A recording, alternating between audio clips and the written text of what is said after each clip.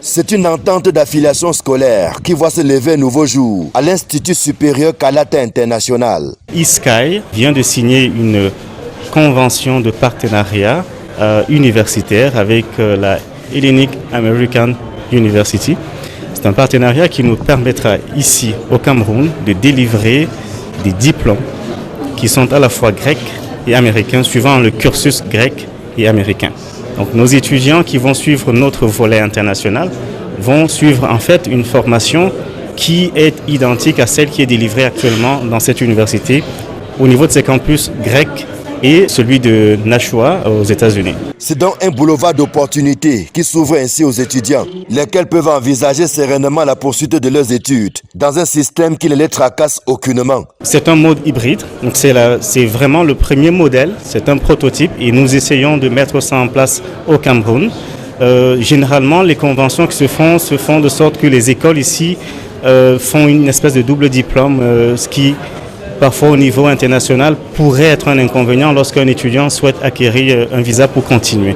Alors qu'ici, on a un étudiant qui s'inscrit directement à ISKY, il s'inscrit comme un étudiant qui est aux États-Unis.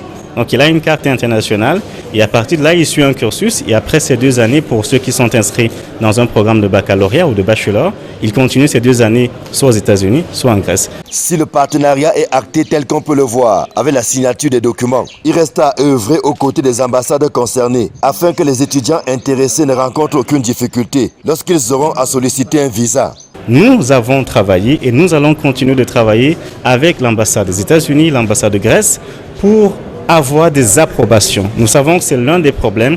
Nous ne demandons pas de visa, nous demandons la possibilité de rendre crédibles les partenariats que nous signons avec les écoles étrangères. Ce qui n'est pas question que nous fassions tout ce que nous faisons comme effort pour donner la chance aussi à nos citoyens de bénéficier de bonnes formations qui les rendraient compétitifs et que de l'autre côté, on est souvent bloqué par des questions de visa. Donc on travaillera et on travaillera vraiment non seulement avec les étudiants, avec les parents, mais aussi avec les instances diplomatiques pour qu'on n'ait pas vraiment beaucoup trop de problèmes au niveau des demandes de visa. Tout en sachant que tout dépend toujours du projet d'études des étudiants ou des candidats.